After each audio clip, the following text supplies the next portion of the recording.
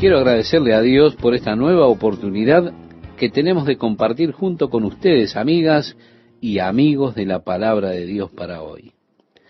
En el pasaje que citaba Esteban, nosotros leemos: seguían a Jesús Simón Pedro y otro discípulo, y este discípulo era conocido del sumo sacerdote, y entró con Jesús al patio del sumo sacerdote, mas Pedro estaba fuera a la puerta.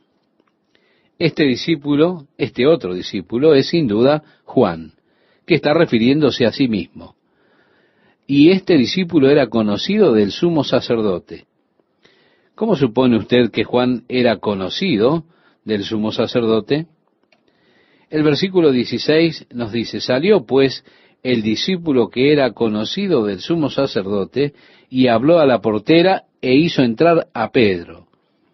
Entonces la criada portera dijo a Pedro: ¿no eres tú también de los discípulos de este hombre? Dijo él: no lo soy.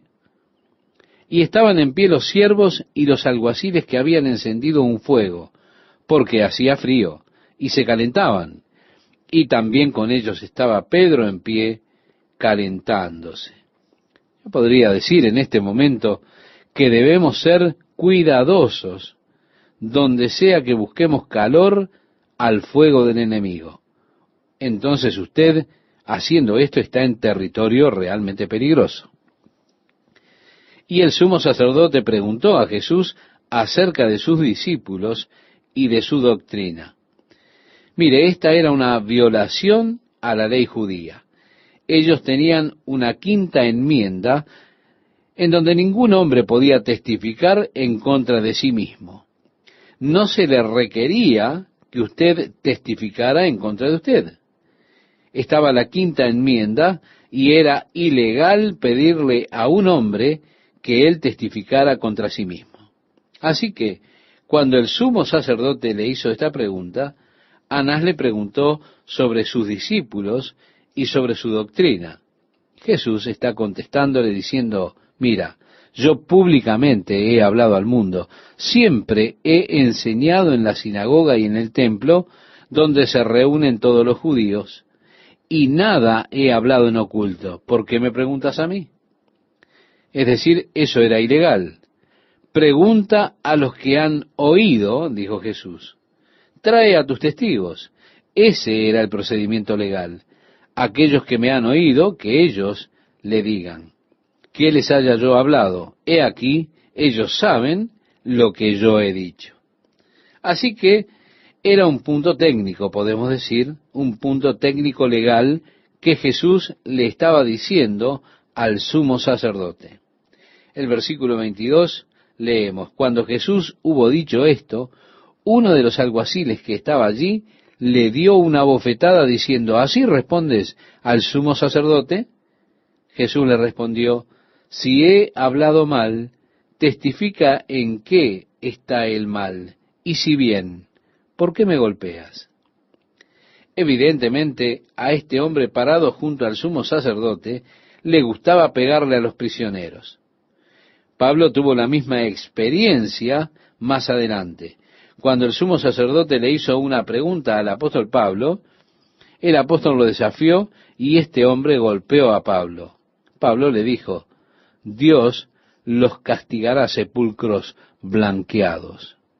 Él fue más suave que Jesús. Sin embargo, yo pienso en esto. En el contexto del Sermón del Monte, Jesús dijo: si un hombre te golpea en la mejilla derecha, ponle la otra también. Nosotros debemos entender esta escritura particular en su contexto, porque Jesús realmente no puso la otra mejilla. Él solo dijo: si he hablado mal, testifica en qué está el mal, y si bien, ¿por qué me golpeas? Él desafió a ese hombre por haberle golpeado ilegalmente. En el versículo 24 leemos: Anás entonces le envió atado a Caifás, el sumo sacerdote. Y Juan no nos dice nada acerca de su juicio ante Caifás, pero en los otros evangelios, en Mateo, en Marcos, se nos dice acerca de ese juicio. Ahora, aquí en Juan, en el versículo 25, leemos: estaba pues Pedro en pie calentándose, y le dijeron: ¿no eres tú de sus discípulos? Él negó y dijo, no lo soy. Uno de los siervos del sumo sacerdote, pariente de aquel a quien Pedro había cortado la oreja, le dijo, ¿no te vi yo en el huerto con él? Negó Pedro otra vez, y enseguida cantó el gallo. Uno de los otros evangelios nos dice que en este momento Jesús se dio vuelta y miró a Pedro. Y Pedro recordó las palabras del Señor y salió y lloró amargamente. Fue una experiencia muy dura para Pedro. Las historias nos dicen que en los siguientes años, las personas, para molestar a Pedro, a aquellos enemigos del Evangelio, hacían el sonido de un gallo cacareando a donde sea que veían a Pedro, constantemente recordándole su falla. Es terrible cómo las personas sacan ventaja de una debilidad, de una falla de un hombre, intentan derribarle en lugar de levantarlo. Este no debería ser el caso en la familia de Dios. Porque dice, hermanos, si alguno fuere sorprendido en alguna falta, vosotros que sois espirituales, restauradle con espíritu de mansedumbre, considerándote a ti mismo, no sea que tú también seas tentado. Y como queréis que hagan los hombres con vosotros, así también haced vosotros con ellos. Es decir, si yo cometo un error, quiero que las personas sean pacientes y tolerantes y consideradas conmigo. Así también yo debo ser paciente, tolerante y considerado con los demás. Bienaventurados los misericordiosos, porque recibirán misericordia. Mire, estimado oyente, yo solía decirle esto a mis profesores en el seminario cada vez que teníamos un examen. El versículo 28 nos dice, llevaron a Jesús de casa de Caifás al pretorio. Bien, ahora Jesús está siendo llevado ante Pilato. Era de mañana y ellos no entraron en el pretorio. Esa era el área de los gentiles, y si ellos entraban allí tendrían problemas. Pero nos dice que no entraron en el pretorio para no contaminarse y así poder comer la Pascua. Entonces salió Pilato a ellos. Qué interesante, ¿verdad? Cuán corruptos y malvados fueron ellos. Aún así, eran meticulosamente religiosos. Es terrible cuán meticulosa puede ser una persona con los rituales de un sistema religioso y aún así ser totalmente corrupto. Oh, yo no puedo hacer eso porque eso va contra mis principios religiosos. Por supuesto, esto ha disminuido ahora, pero es asombroso cómo caemos en estas pequeñas cosas tradicionales. Como Jesús dijo, coláis el mosquito y tragáis el camello. Y esto es muy cierto en personas que están atadas a las tradiciones religiosas. Ellos comienzan a torcer las cosas que son pequeñas, pero pasan por alto las otras. Jesús dijo, ay de vosotros, escribas y fariseos hipócritas, porque diezmáis la menta y el eneldo y el comino, y dejáis lo más importante de la ley, la justicia, la misericordia y la fe. Nosotros, estimado oyente, debemos guardarnos contra las tradiciones y debemos guardarnos de la adherencia meticulosa a las tradiciones, de pasar por alto alguna de las cosas más importantes en las que Dios está interesado. Así que aquí estaban ellos. No querían ingresar al lugar porque no se querían contaminar. Pero por otro lado, ellos planificaban la crucifixión del Hijo de Dios. ¡Qué paradoja! Así que Pilato salió al encuentro de ellos y les dijo, ¿qué acusación traéis contra este hombre?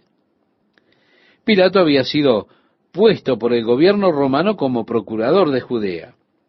Cuando Herodes el Grande dividió su reino entre sus 3 hijos, fue así que Herodes Arquíles, quien estaba sobre el área de Judea, comenzó a exigir tales impuestos de las gentes, tanto que ellos se quejaron al gobierno romano y fue otorgado por el gobierno romano que fueran una provincia de Roma bajo un procurador.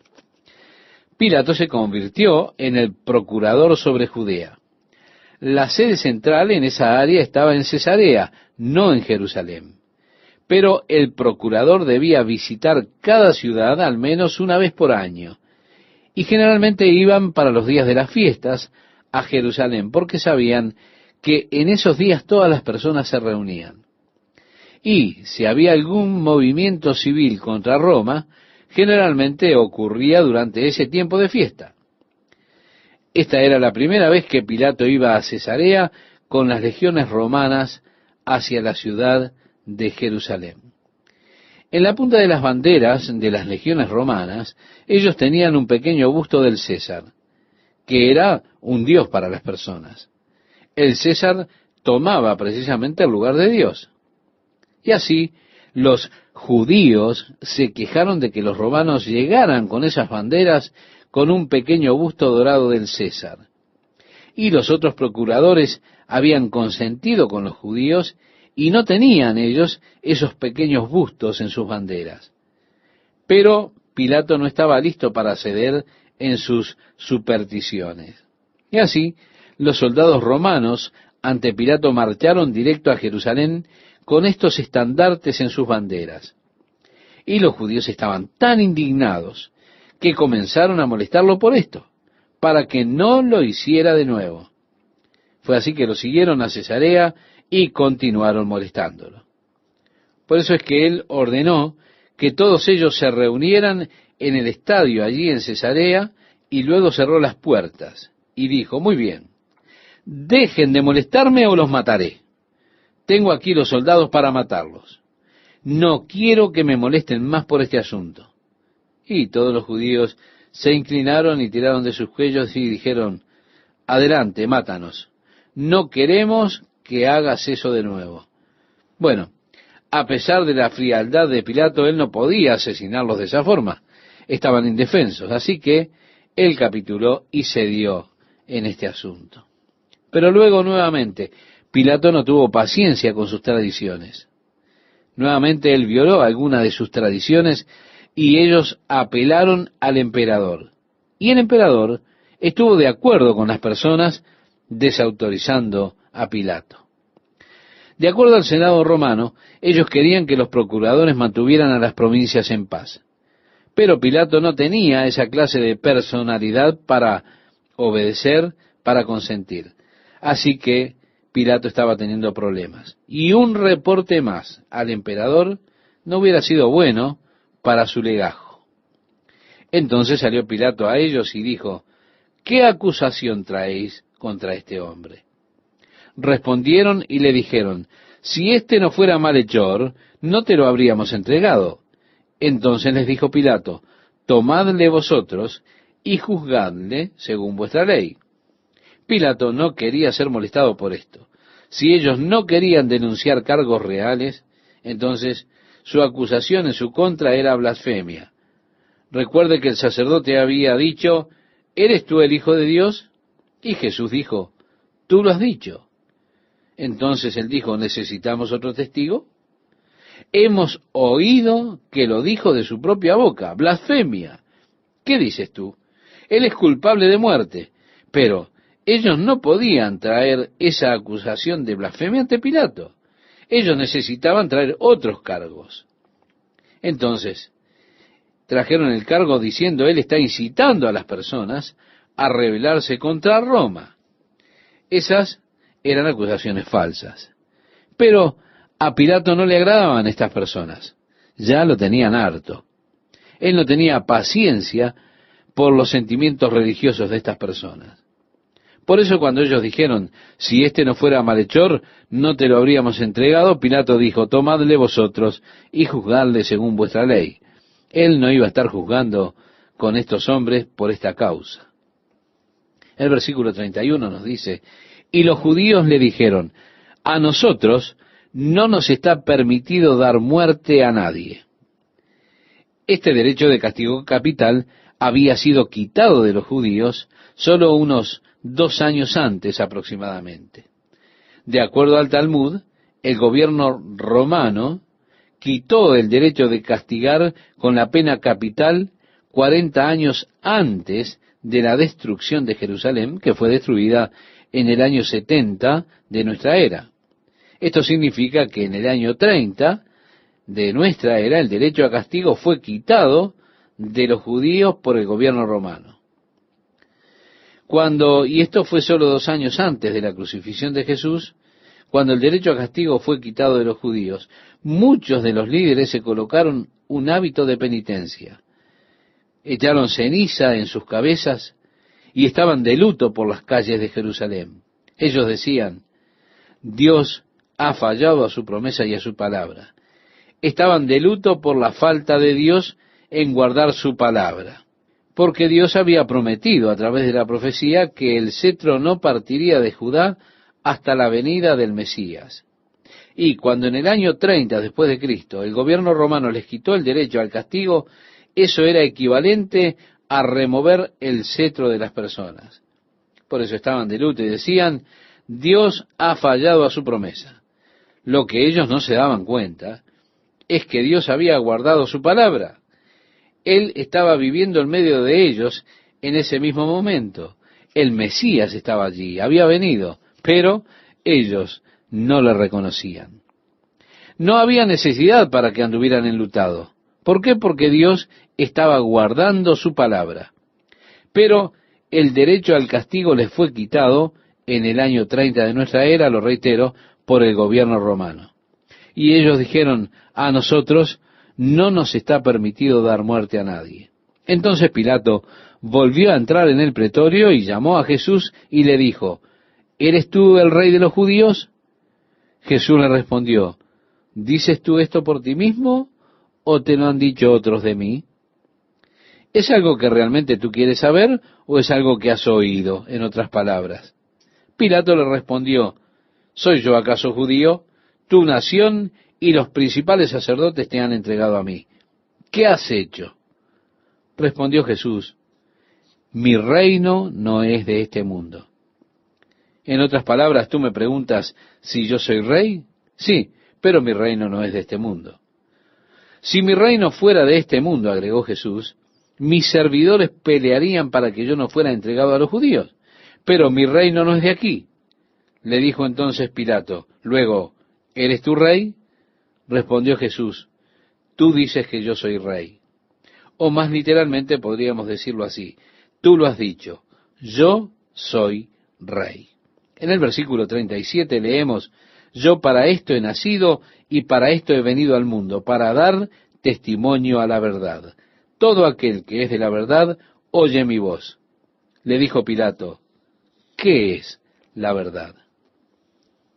Estoy seguro de que Pilato estaba siendo un cínico luego de su encuentro con los judíos y los problemas con los que se enfrentaba como procurador en esa área. Y yo creo que era una cuestión de cinismo. Él dijo: ¿qué es la verdad? Y cuando hubo dicho esto, salió otra vez a los judíos y les dijo: yo no hallo en él ningún delito, pero vosotros tenéis la costumbre de que os suelte uno en la Pascua. ¿Queréis, pues, que os suelte al rey de los judíos?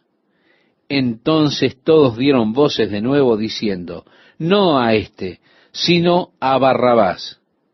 Y Barrabás era ladrón. Aquí está el primer intento de Pilato por liberar a Jesús. Debido a la costumbre de la Pascua, de parte del gobierno romano, para mostrar favor hacia las personas, ellos liberaban un prisionero.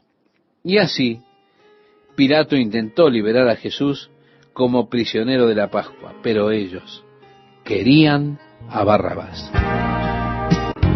¿Qué tal, amigas, amigos? ¿Cómo están? Qué gusto es para mí compartir una nueva emisión de la Palabra de Dios para hoy. Bien, si usted ya encontró el pasaje que citaba Esteban, le invito a que lo leamos juntos. Dice así: entonces Pilato volvió a entrar en el pretorio y llamó a Jesús y le dijo: ¿eres tú el rey de los judíos? Jesús le respondió: ¿dices tú esto por ti mismo o te lo han dicho otros de mí?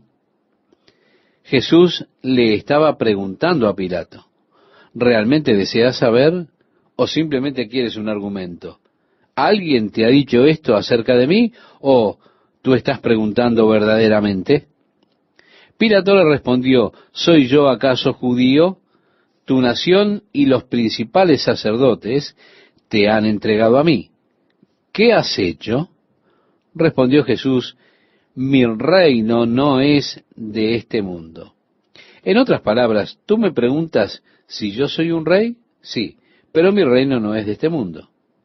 Jesús continuó diciendo, si mi reino fuera de este mundo, mis servidores pelearían para que yo no fuera entregado a los judíos, pero mi reino no es de aquí. Le dijo entonces Pilato, ¿luego eres tú rey? Respondió Jesús, tú dices que yo soy rey.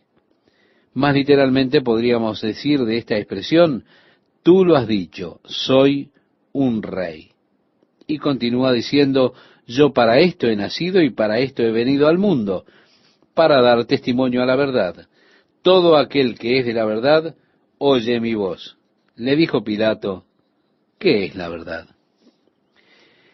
Mire, estoy seguro que a esta altura Pilato estaba siendo muy cínico después de sus encuentros con los judíos y los problemas que él tuvo que enfrentar como procurador del área. Y pienso que la suya era una pregunta cínica. Él preguntó, ¿qué es la verdad? Y cuando hubo dicho esto, salió otra vez a los judíos y les dijo, yo no hallo en él ningún delito, pero vosotros tenéis la costumbre de que os suelte uno en la Pascua. ¿Queréis, pues, que os suelte al rey de los judíos? Entonces todos dieron voces de nuevo diciendo, no a éste, sino a Barrabás. Y Barrabás era ladrón. Así que tenemos aquí el primer intento de Pilato para liberar a Jesús. Esto por causa de esa costumbre de la Pascua que el gobierno romano tenía para mostrar favor con el pueblo judío. Entonces él iba así a liberar a un prisionero. Así que trató de liberar a Jesús como prisionero de Pascua, pero ellos clamaron por Barrabás.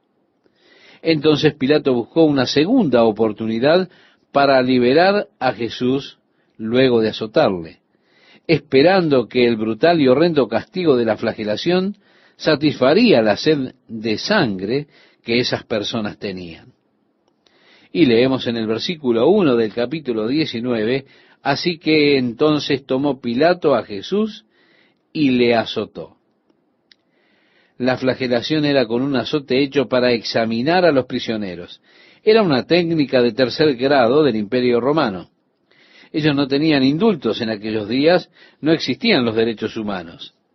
Tenían un tercer grado que era totalmente sin misericordia.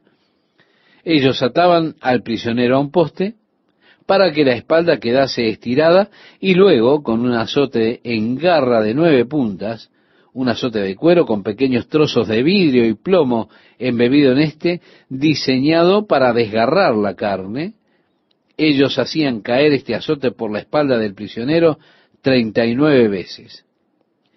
40 es el número de juicio, 39 es el número de la misericordia. Así que el juicio debía ser atemperado por la misericordia, por tanto, le daban 39 azotes. Cuando daban los azotes en la espalda, el prisionero entonces comenzaba a declarar el crimen que había cometido. Y cada vez que él proclamaba un crimen, el castigo entonces era un poco menos severo. Cuando llegaba el momento del azote número 39, simplemente apoyaban el látigo en la espalda.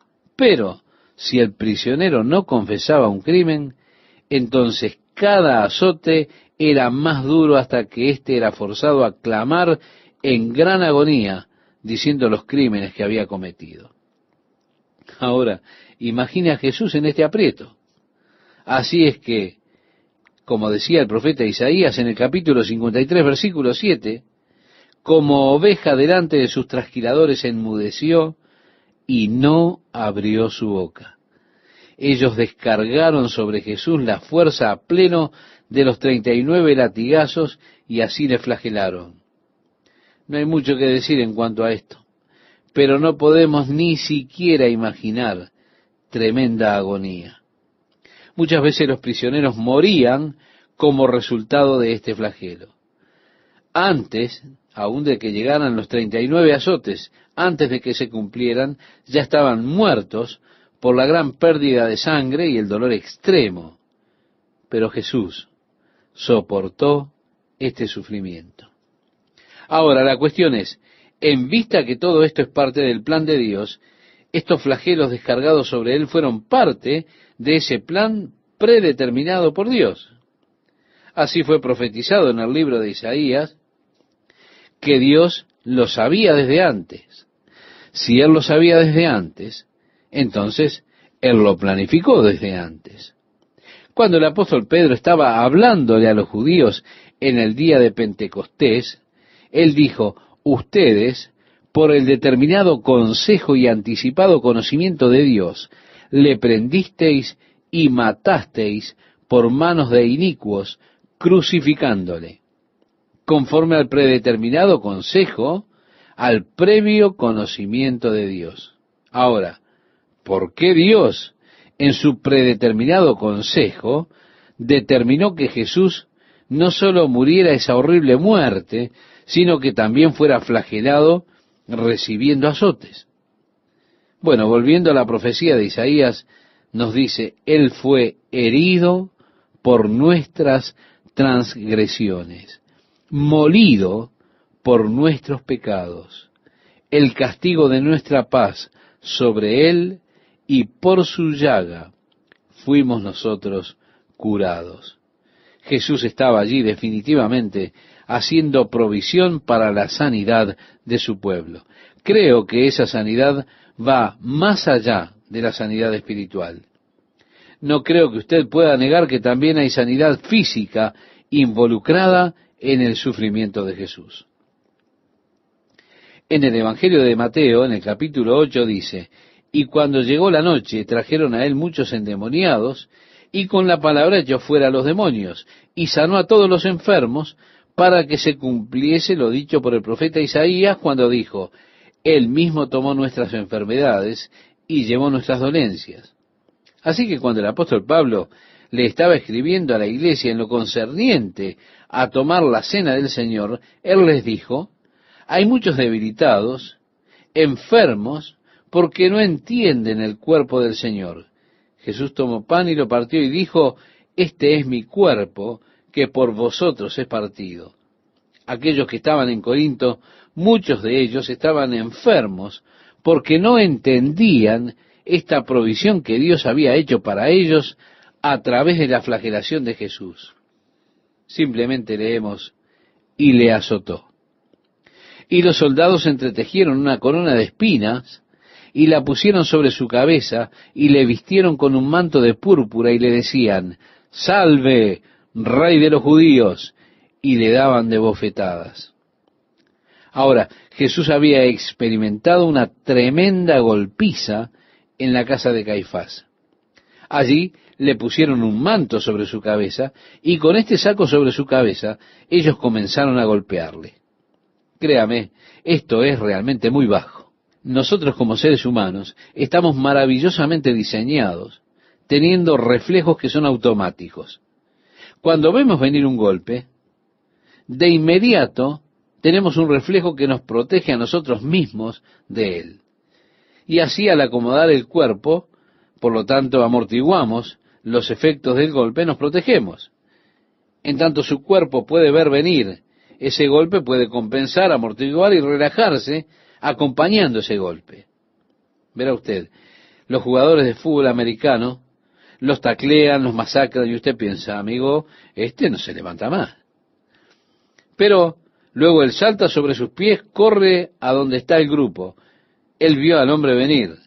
Cuando realmente son lastimados estos jugadores, no es cuando los ven venir a los contrarios, sino que es cuando ellos quedan cegados de un lado, y así entonces no están preparados, y es allí cuando se fracturan las costillas, cuando se quiebran la clavícula. Allí es cuando realmente uno es lastimado. Cuando usted queda ciego de un lado, no puede ver. ¿Por qué? Porque allí su cuerpo no está prevenido. Usted no tiene la oportunidad de usar sus reflejos. Usted puede dar un paso en el cordón de la calle y romperse una pierna si usted no sabe que hay un cordón allí. Así fue que al cubrir los ojos de Jesús, cubriendo su cabeza y abofeteándole, él no tuvo oportunidad de dejarse caer, de acomodar el cuerpo, de responder. Usted recibe así un golpe de lleno. Usted no sabe qué viene. Y créame, eso duele. Él llevó esa clase de castigo, esa clase de abuso. Es asombroso cómo los animales tratan a uno que está caído. Usted ha escuchado acerca del picotazo de la gallina. Si hay alguna que está enferma o es pequeña o huesuda, las otras empiezan a darle picotones hasta que la matan. Eso es parte de la naturaleza animal. Y el hombre sin Dios no es más que un animal. El hombre reconoce eso. Y esos hombres que están ahí sin Dios hablan acerca de formas altas de evolución de la vida animal, y miran a los monos y se sacan el sombrero frente a sus ancestros, porque naturalmente se relacionan con el mundo animal, puesto que viven como animales alejados de Jesucristo. Hasta que esa dimensión espiritual de su vida está abierta a través de Jesucristo, el hombre no es más que un animal. Y estos hombres, como animales, viendo a Jesús maltratado, parece que no estaban satisfechos, sino que continuaron con su impía persecución de un hombre justo. Su rostro abofeteado, hinchado, ensangrentado por los golpes de Caifás. Ellos continuaron con el abuso mediante duros golpes, poniéndole una corona de espinas, dándole golpes de puño. Hay una horrible psicología de masa en la cual las personas pierden todas sus inhibiciones naturales y reparos y actúan como una turba, como animales. Siempre es escandaloso las cosas que las personas pueden hacer en la anatomía de una persona cuando están en una turba. La verdadera naturaleza viciosa del hombre, la naturaleza pecaminosa del hombre, allí es revelada. En el versículo 4 del capítulo 19 del Evangelio de Juan leemos: entonces Pilato salió otra vez y les dijo: mirad, os los traigo fuera, para que entendáis que ningún delito hallo en él. Y salió Jesús llevando la corona de espinas y el manto de púrpura. Y Pilato les dijo: he aquí el hombre. Pienso que Pilato estaba diciendo esto asombrado de Jesús. Él acababa de verle soportar 39 azotes sin decir una palabra. Seguramente él ha escuchado a otros hombres en esa misma condición gritar en agonía. Escuchar a otros hombres confesando sus crímenes sería algo común para Pilato. Escuchar los alaridos, las maldiciones. Y con todo aquí, Jesús llevó todo eso sin decir una palabra, sin un quejido. Estoy seguro que en este punto Pilato estaba totalmente impresionado con la persona de Jesús, la naturaleza real de Jesús, cómo él soportó que lo abofetearan, toda esta horrible escena. Estoy seguro que el corazón de Pilato pensó: nunca he visto un hombre como este en toda mi vida. Y él dice: he aquí el hombre. El epítome de hombría fue encontrado en Jesucristo nuestro Señor. Él es alguien que todo hombre puede mirar como modelo y puede buscar seguir ese modelo. Un hombre en toda la dimensión de la palabra. Cuando le vieron los principales sacerdotes, relata la Biblia, y los alguaciles dieron voces diciendo: crucifícale, crucifícale. Pilato les dijo: tomadle vosotros y crucificadle, porque yo no hallo delito en él. Los judíos le respondieron: nosotros tenemos una ley, y según nuestra ley debe morir, porque se hizo a sí mismo hijo de Dios. Cuando Pilato oyó decir esto, tuvo más miedo, y entró otra vez en el pretorio y dijo a Jesús: ¿de dónde eres tú? Mas Jesús no le dio respuesta. Entonces le dijo Pilato: ¿a mí no me hablas? ¿No sabes que tengo autoridad para crucificarte y que tengo autoridad para soltarte? Respondió Jesús: ninguna autoridad tendrías contra mí si no te fuese dada de arriba. Por tanto, el que a ti me ha entregado, mayor pecado tiene. En otras palabras, Pilato, tú tienes un pecado, pero ellos tienen un pecado más grande. Desde entonces procuraba Pilato soltarle, pero los judíos daban voces diciendo, si a éste sueltas, no eres amigo de César. Todo el que se hace rey, a César se opone. Oh, él ya ha perdido un combate con César. El siguiente seguramente le costaría el reino. El pasado de Pilato lo tiene atrapado. Así que, entonces Pilato, oyendo esto, llevó fuera a Jesús y se sentó en el tribunal en el lugar llamado el Enlosado, y en hebreo Gabata. Era la preparación de la Pascua y como la hora sexta. Entonces dijo a los judíos, he aquí vuestro rey. Esto es cerca de las 9 de la mañana, en el calendario romano. Él dijo, he aquí vuestro rey. Pero ellos gritaron, fuera, fuera, crucifícale. Pilato les dijo, ¿a vuestro rey he de crucificar?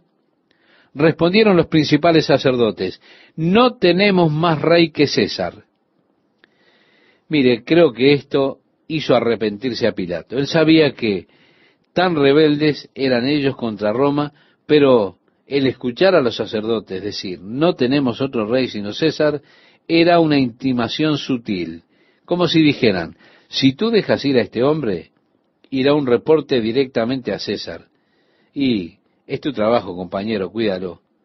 Aquí hay un hombre proclamando ser rey. Él no puede ser amigo de César, así que entonces lo entregó a ellos para que fuese crucificado. Tomaron pues a Jesús y le llevaron. Pilato tenía una difícil decisión que tomar. Él sabía en su corazón lo que estaba bien, pero estaba siendo presionado por la multitud a tomar una decisión que él sabía que estaba mal. Y créame, esto es siempre una difícil posición para estar, cuando en su corazón usted sabe qué es lo que debería hacer. En su corazón sabe lo que está bien, pero allí está la presión de los demás empujándole a hacer lo malo. Y qué tragedia es cuando una persona sucumbe a esas presiones de maldad que hace lo que es una violación de su propia conciencia, a su propio conocimiento de lo que está bien. Es triste violar siempre su propia conciencia. Hacer lo que en su corazón usted sabe que está mal. Pilato tenía el poder de crucificar a Jesús y el poder de liberarle. Él sabía que lo correcto para hacer era liberar a Jesús. No había falta en Jesús. Es más, si él sufrió la flagelación de los azotes sin confesar nada, él tenía que ser inocente. Pilato les hizo una pregunta. ¿Qué haré con Jesús, el cual es llamado el Cristo? Ellos clamaron, crucifícale, crucifícale. ¿Por qué? ¿Qué mal ha hecho? Simplemente gritaron más fuerte, crucifícale. Sin argumento, ¿eh? No había una razón real. Simplemente el grito de la multitud. Y qué triste, Pilato sucumbió ante ellos y le entregó a Jesús para ser crucificado. Me da gusto saludarles, estimados oyentes, amigas y amigos de la Palabra de Dios para hoy. Y así mientras usted localiza el pasaje que citaba Esteban, quiero decirle que Pilato tenía el poder de crucificar a Jesús o tenía también el poder de liberarlo. Pilato sabía que lo correcto era liberar a Jesús. ¿Por qué? Porque Jesús no era culpable. Fíjese que si él recibió los azotes sin declarar ningún crimen, es porque él era inocente. Ahora Pilato le hizo la pregunta, ¿qué debo hacer con Jesús, quien es llamado el Cristo? Ellos gritaban, crucifícale. ¿Por qué? ¿Qué mal ha hecho? Ellos solo gritaban más fuerte, crucifícale.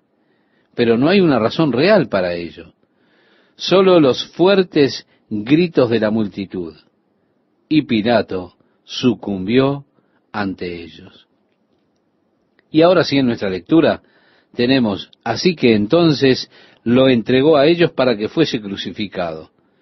Tomaron pues a Jesús y le llevaron, y él, cargando su cruz, salió al lugar llamado de la calavera, y en hebreo, Gólgota. En el idioma latín es Calvario. Y allí le crucificaron, y con él a otros dos, uno a cada lado, y Jesús en medio. Escribió también Pilato un título, que puso sobre la cruz, el cual decía, Jesús Nazareno, Rey de los judíos. Cuando la sentencia de crucifixión era pronunciada, estimado oyente, esta sentencia era pronunciada por el juez romano. Inmediatamente el prisionero era rodeado por 4 soldados romanos. Allí se le daba su cruz y el prisionero debía cargarla.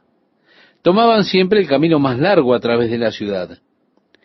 Por delante del prisionero marchaba un soldado romano con la acusación que tenían en contra del prisionero, el crimen por el cual iba a ser crucificado. A medida que avanzaban por las calles, habría una advertencia para todas las personas que vieran a ese hombre que iba camino a su muerte. Este es el crimen que él ha cometido en contra de Roma, y es por esto que él será crucificado. Y así ponían miedo en el corazón de las personas que se rebelaran en contra de Roma. Los soldados iban adelante con la acusación. ¿Cuál era? Jesús de Nazaret, el Rey de los judíos.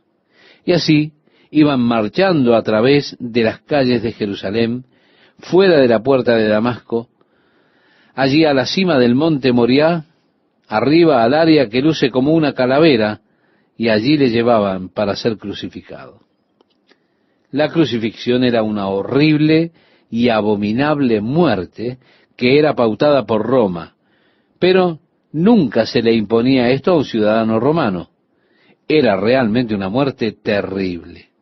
Aún así, Jesús, el Hijo de Dios, fue condenado a ser crucificado.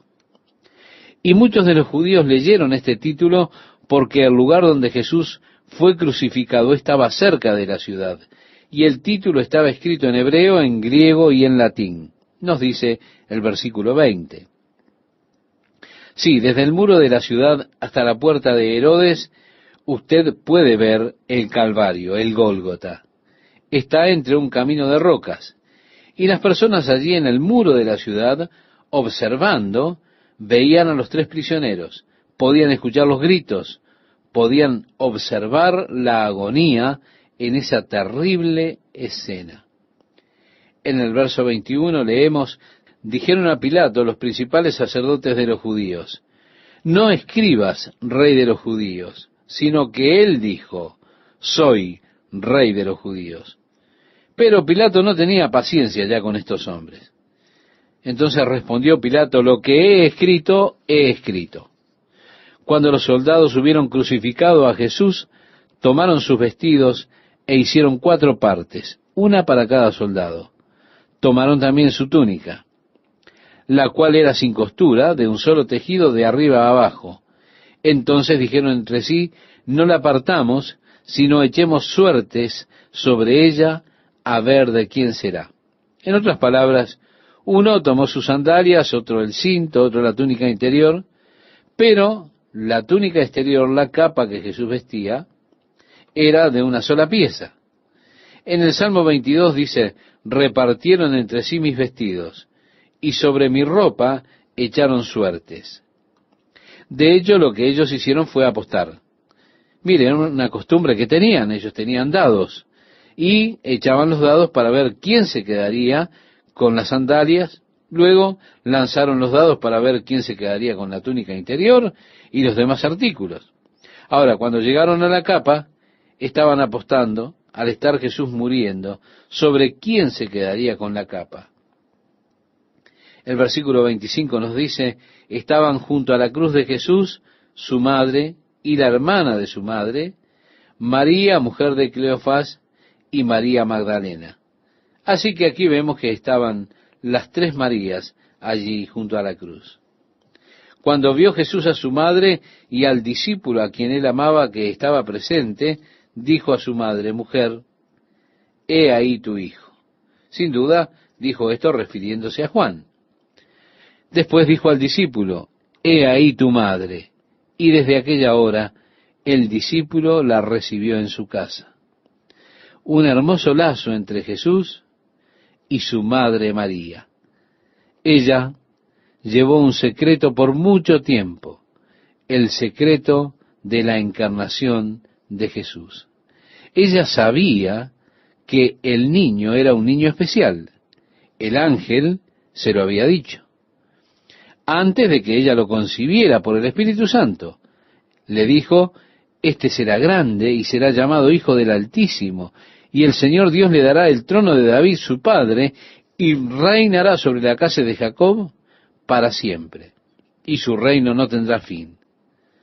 Ahora María guardó esto en su corazón, preguntándose, ¿qué clase de niño será este? Y cuando María y José lo llevaron al templo para ser presentado al Señor, el anciano Simeón, un hombre piadoso, y que el Señor le había dicho a él que no vería la muerte antes que viese al ungido del Señor, cuando vio a María y a José que llegaron con el niño, él lo tomó en sus brazos y dijo, ahora, Señor, despides a tu siervo en paz, conforme a tu palabra, porque han visto mis ojos tu salvación. Pero allí él se dirigió a María y le dijo, una espada traspasará tu misma alma. Ahora María comprendía lo que él le había estado diciendo acerca de que una espada de aflicción le partiría su alma. Esto ocurrió al ver a su hijo muriendo allí en la cruz. María estaba de pie allí cerca de la cruz para ver el final. Si estuviese colgando de la más alta cima, oh madre mía, sé de cuyo amor cerca de mí estaría. Oh madre mía, canta un himno. Allí estaba María. Y Jesús, a pesar de estar en este período de agonía, en este gran sufrimiento, aún allí cuida de ella y dice, mujer, he ahí tu hijo, indicando a Juan. Juan, he ahí tu madre. Y Juan la llevó a su casa desde ese momento. Creo que sin duda José ya había muerto. Y los hermanos de Jesús no creían en él. Siempre hay un lazo cercano que se crea en la familia de Dios, incluso más que en nuestras propias familias, si ellos no están en Dios, por supuesto. Y allí dijo Jesús, he ahí tu madre, he ahí tu hijo. Después de esto, sabiendo Jesús que ya todo estaba consumado, dijo, para que la Escritura se cumpliese, tengo sed. Y estaba allí una vasija llena de vinagre. Entonces ellos empaparon en vinagre una esponja y poniéndola en un hisopo se la acercaron a la boca. Cuando Jesús hubo tomado el vinagre, dijo, consumado es. Habiéndose ocupado de su madre, habiendo hecho esto, dijo, teleo, que significa es consumado, está todo pagado, la obra de Dios está completa. Él dijo, yo no vine para hacer mi propia voluntad, sino la obra de aquel que me envió. Yo he venido a hacer la voluntad del Padre y a terminar su trabajo. Y ahora dice aquí en la cruz, está terminado. La obra de Dios, de la redención del hombre que estaba perdido, ya es una obra finalizada. Fue realizada por Jesucristo sobre la cruz. Y, estimado oyente, no hay nada que usted pueda añadir a esto con sus buenas obras para ser aceptado por Dios. Todo lo que usted puede hacer es aceptar esa obra completa de Jesús. Cualquier esfuerzo de su parte por mejorar la justicia de la que Dios ya se ha responsabilizado por usted, eso solo estropeará las cosas. No ayudará en nada, porque Jesús dijo, está terminado. La obra de redención ya está completa. Y usted puede recibir los grandes beneficios con un simple acto de fe. ¿Cómo? Solamente creyendo. En el versículo 30 leemos, y habiendo inclinado la cabeza, entregó el Espíritu.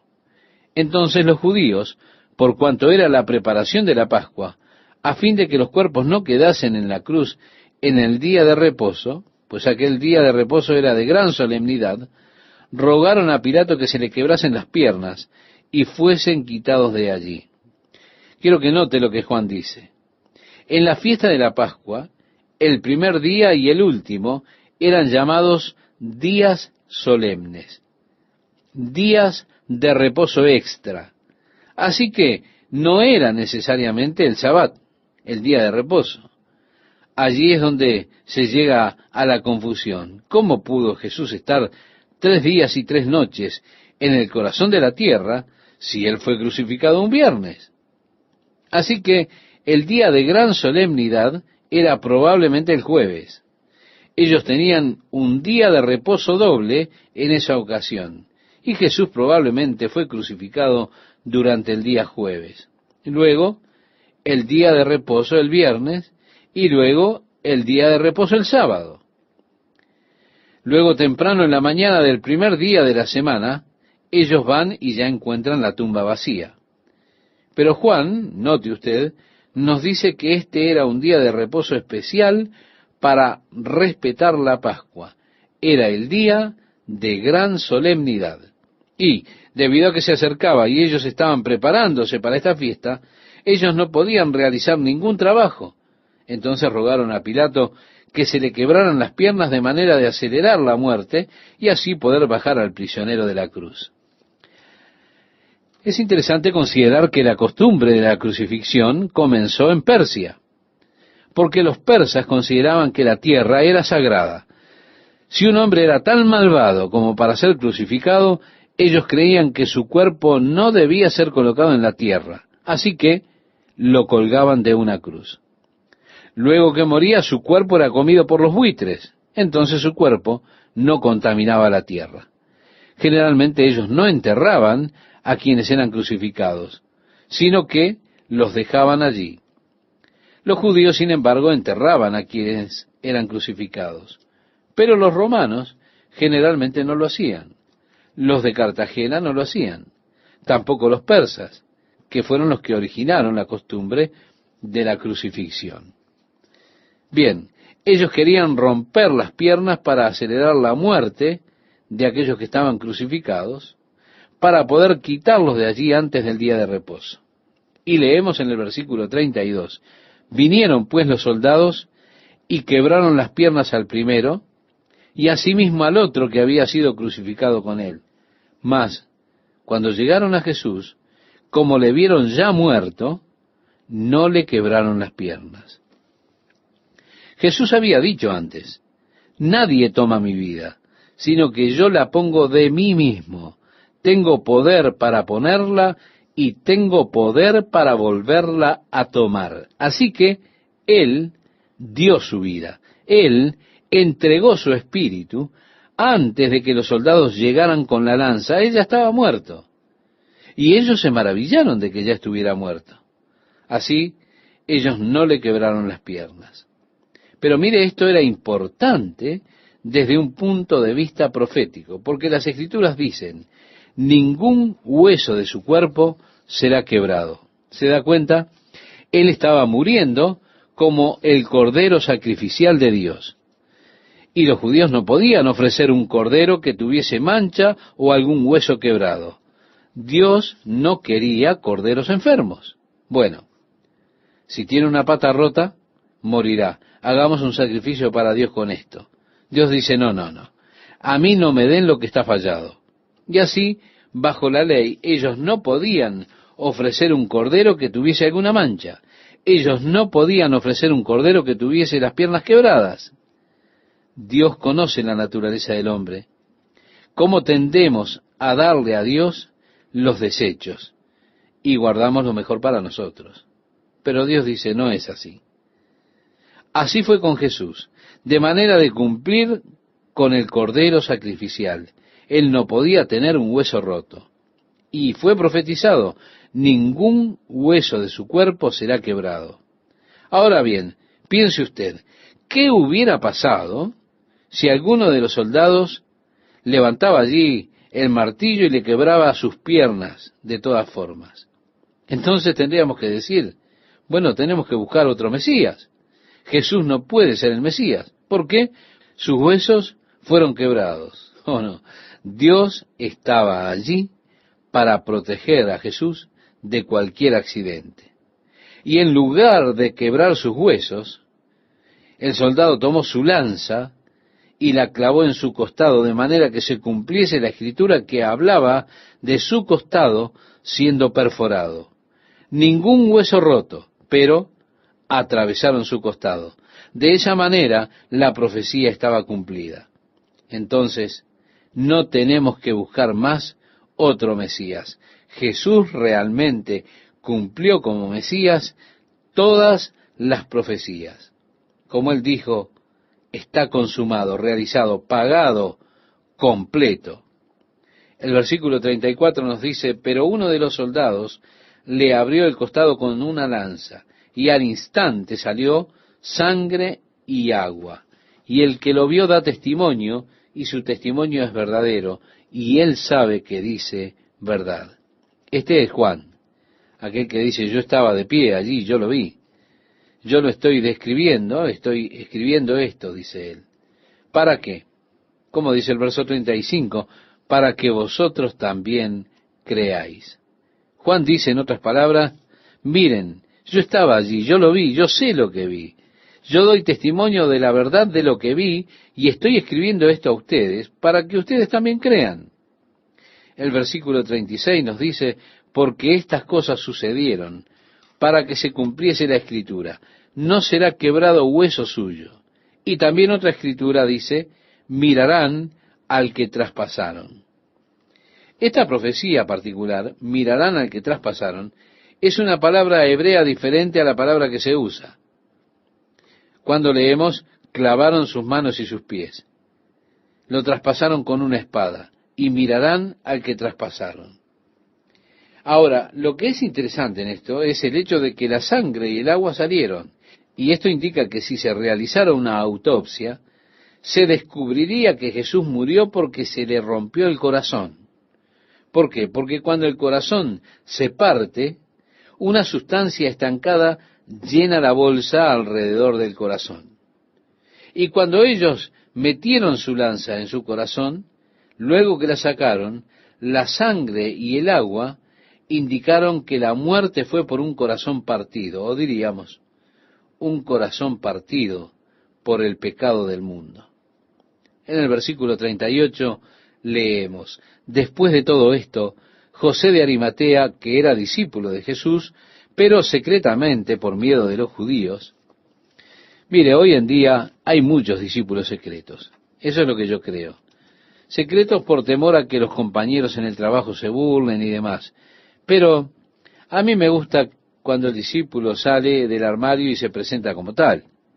Aquí en el verso 38 dice que rogó a Pilato que le permitiese llevar el cuerpo de Jesús y Pilato se lo concedió. Entonces vino y se llevó el cuerpo de Jesús. También Nicodemo, el que antes había visitado a Jesús de noche, vino trayendo un compuesto de mirra y de áloes, como de 100 libras. Tomaron pues el cuerpo de Jesús, lo envolvieron en lienzos con especias aromáticas, según es costumbre sepultar entre los judíos. Y en el lugar donde había sido crucificado había un huerto, y en el huerto un sepulcro nuevo en el cual aún no había sido puesto ninguno. Allí pues, por causa de la preparación de la Pascua de los judíos, y porque aquel sepulcro estaba cerca, pusieron a Jesús. Y convenientemente, providencialmente, estaba allí cerca. Si usted va hoy a Jerusalén, y usted observa el monte de la Calavera al costado de las montañas sobre la cima del monte Moriah, justo al lado hay un hermoso jardín que es muy antiguo. ¿Por qué? Porque usted puede ver aún los aljibes que están allí desde la antigüedad, que se usaban para regar el jardín. Casualmente en ese jardín hay una interesante tumba que tiene una pequeña canaleta delante de ella que muestra que en un momento hubo una piedra que se rodó por allí para cubrir la entrada a esa tumba. Yo tengo la profunda convicción de que esa es la misma tumba donde estuvo el cuerpo de Jesús. ¿Qué sucedió con la piedra? Probablemente la piedra fue picada y vendida como souvenir a lo largo de los años. Puede ser eso. Pero, gracias a Dios, este no es el final de la historia.